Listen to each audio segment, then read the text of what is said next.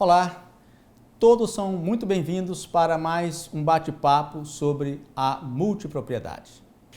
Muito bem, nós trataremos agora de um dos aspectos de bastante relevância dentro do Instituto da Multipropriedade, que é quando a multipropriedade ela é instituída em unidade integrante de condomínio edilício. A relevância dessa matéria é tal que ela está numa seção específica. Disposições específicas relativas às unidades autônomas em condomínio edilício. E nós vamos ver que, por incrível que pareça, essa seção ela concentra as maiores polêmicas em torno desse Instituto da Multipropriedade. Mas vamos começar aqui pelo artigo 1358-O, que ele diz o seguinte, o teor do artigo é um caput, 2 incisos e um parágrafo único. Diz assim: o condomínio edilício poderá adotar o regime de multipropriedade em parte ou na totalidade de suas unidades autônomas, mediante previsão no instrumento de instituição ou deliberação da maioria absoluta dos condôminos. Muito bem. Até aqui estaria tranquilo, né? Sem nenhum problema. O parágrafo único, numa redação bastante confusa, depois vamos traduzir aqui, diz o seguinte: no caso previsto no inciso 1, ou seja, previsão da multipropriedade no instrumento de instituição do condomínio edilício, a iniciativa e a responsabilidade para a instituição do regime da multipropriedade serão atribuídas às mesmas pessoas e observarão os mesmos requisitos indicados nas alíneas A, B e C do parágrafo 1º do artigo 31 da Lei 4.591 de 64. Bom, o que diz as letras A, B e C do parágrafo? Fala sobre que a incorporação poderá ser feita pelo proprietário, pelo procurador, por um ente público. É só isso. Ou seja, que quem vai incorporar, ele pode mencionar no ato da instituição a previsão de se instituir a multipropriedade sobre parte ou totalidade das unidades autônomas que decorrerão daquele condomínio edilício. É isso que o parágrafo único quer dizer, né? Muito bem, nós sabemos que o condomínio edilício ele pode ser decorrente do memorial de incorporação, porque a incorporação implica em individualizar unidades para serem negociadas durante a construção, ou mesmo antes da construção. Então, a incorporação tem essa finalidade, você criar ali uma espécie de oferta pública de coisas futuras, mas já individualizada, de tal forma que você consegue alienar, negociar cada unidade independentemente apesar de não estarem ainda construídas. São alienação ou negociação, direito real de coisa futura. Mas também ela pode acontecer antes ou durante a construção sem finalidade de venda. E aí você não precisa da incorporação. Você faz por um ato específico de instituição.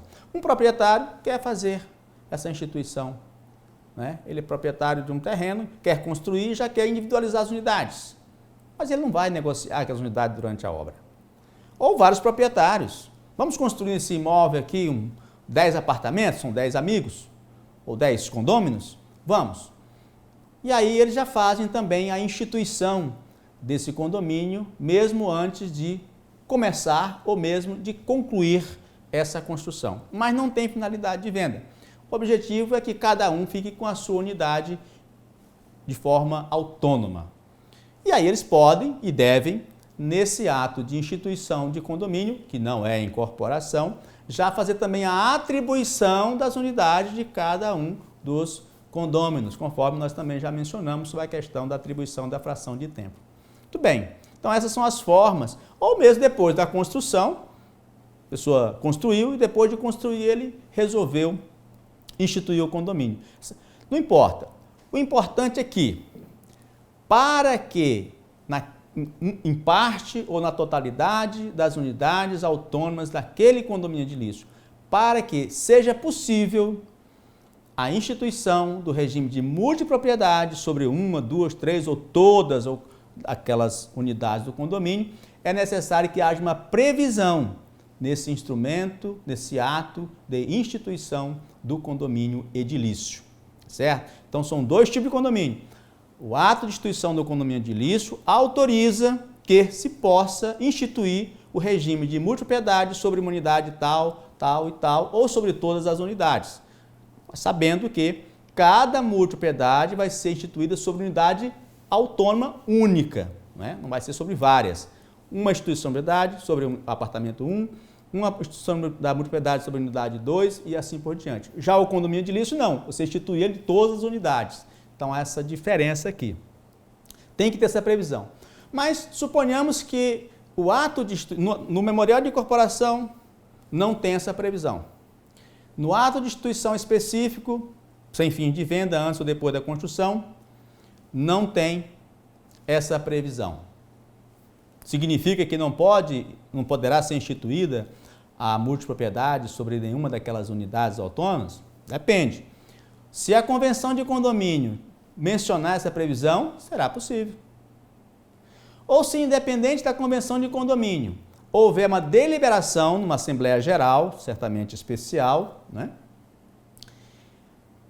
Com autorização da maioria absoluta, ou seja, 50% mais um dos votos válidos naquela Assembleia, é possível definir, ou autorizar, prever a possibilidade de instituição da multipropriedade sobre parte ou a totalidade das unidades naquele condomínio edilício. Então, é isso que trata aí o artigo 1358, letra O.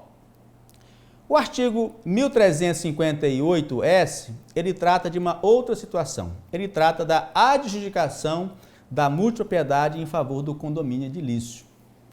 E aqui nós começamos a aumentar a polêmica, né, em torno dessas disposições do Código Civil que tratam da multipropriedade. Muito bem, o que diz o artigo 1358? Nós temos aqui uma matéria que é regulada no artigo 1358 caput, e temos uma matéria completamente diferente, regulada no parágrafo único do artigo 1358-S. Por si só, isso já é polêmico, né? Porque normalmente os parágrafos têm a ver com o caput. Aqui são matérias completamente distintas.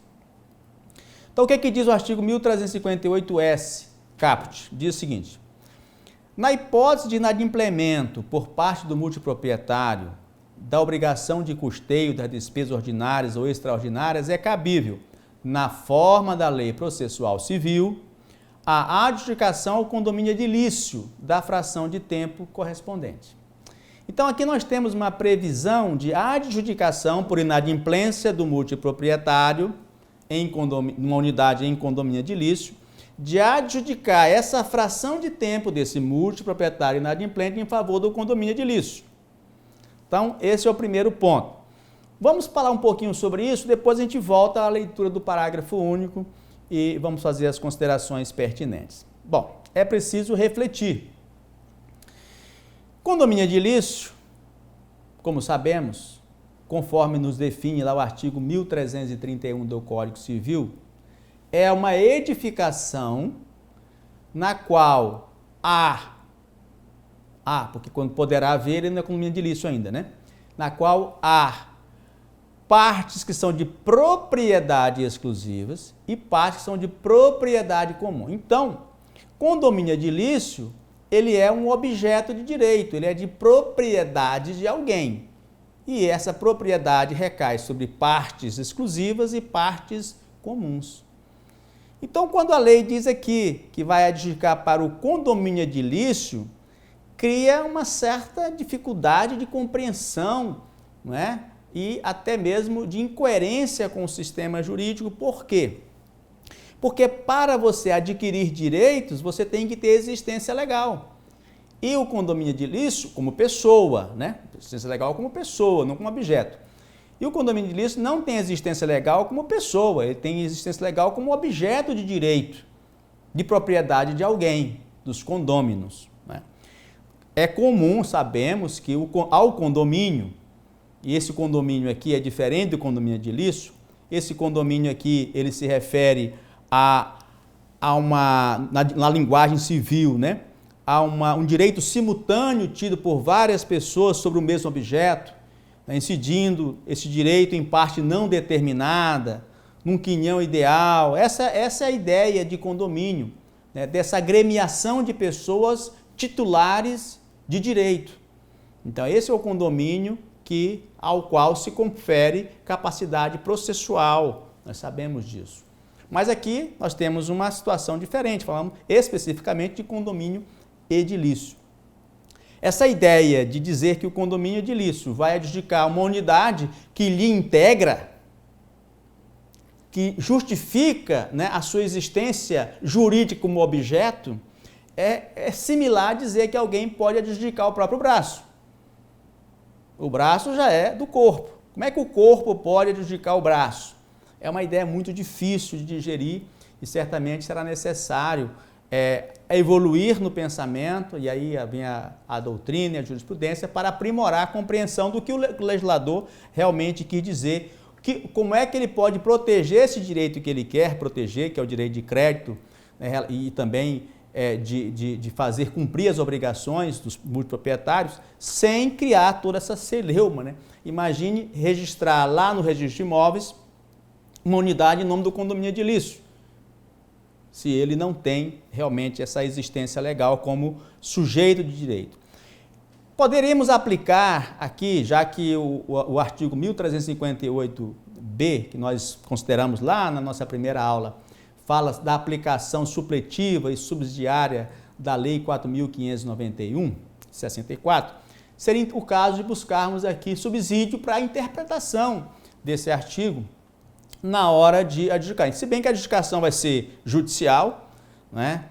O registrador vai receber esse título já pronto, porque é na forma da Lei Processual Civil, então já vai receber isso pronto, vai ter que fazer essa qualificação, mas é importante que a gente enfrente, né, essa compreensão do que pode acontecer. Então, o que diz lá o artigo o artigo 63 da Lei 4.591 com matéria semelhante? Ele trata do direito de preferência do condomínio em igualdade de condições com terceiros para adjudicar uma unidade autônoma de condômino inadimplente. Essa redação tem mais coerência, mais consentânea com o sistema jurídico, né? A gente percebe que o artigo 63, lá no parágrafo 3º da Lei 4.591, ele tem esse sentido de copropriedade, de direito simultâneo, de sujeito de direito. Esse condomínio aí, referência a sujeito de direito e não a objeto de direito. E como é que nós sabemos disso? O próprio artigo 63 nos dá essa informação. Por exemplo, no final do parágrafo 4º do artigo 63 da Lei 4.591, nós lemos lá que a multa, os 10% de multa correspondente, reverterão em benefício do condomínio de todos os contratantes. Então não está falando de condomínio de unidades, está falando de condomínio de contratantes, condomínio de sujeito de direito e não de condomínio de objeto de direito. E no parágrafo 6º, ele é contundente quanto a que tipo de condomínio o artigo 63 da Lei 4.591, que é aplicado supletiva e subsidiariamente ao Instituto da Multipropriedade, por previsão expressa no artigo 1358b, diz o seguinte: a morte, falência ou concordata do condomínio ou sua dissolução, se tratar de sociedade, então não deixa nenhuma dúvida de que esse condomínio aí não é um conjunto de bens, né? Não é um conjunto de objetos de direito, mas um conjunto de titulares, de sujeitos de direito. Então, parece que a melhor compreensão seria adjudicar essa fração de tempo do multiproprietário inadimplente em favor do condomínio de multiproprietários, em vez, inclusive, de adjudicar em favor do condomínio dos condôminos ou condomínio de titular de direito no condomínio edilício, que nada tem a ver com a propriedade sobre a qual se instituiu a multipropriedade, até porque, conforme já mencionamos, essa multipropriedade pode existir numa unidade, num condomínio edilício e não existir em outra. Quem vai definir isso aí é o ato de instituição, a convenção ou a assembleia aprovada pela maioria absoluta dos proprietários. É claro, se houver uma inadimplência de todos os multiproprietários, teria sentido dizer que ela será adjudicada em favor do condomínio de proprietários do condomínio edilício, né? Então, esse é o primeiro ponto. O segundo ponto é o parágrafo único, que ele trata de uma outra situação. Diz o seguinte, parágrafo único.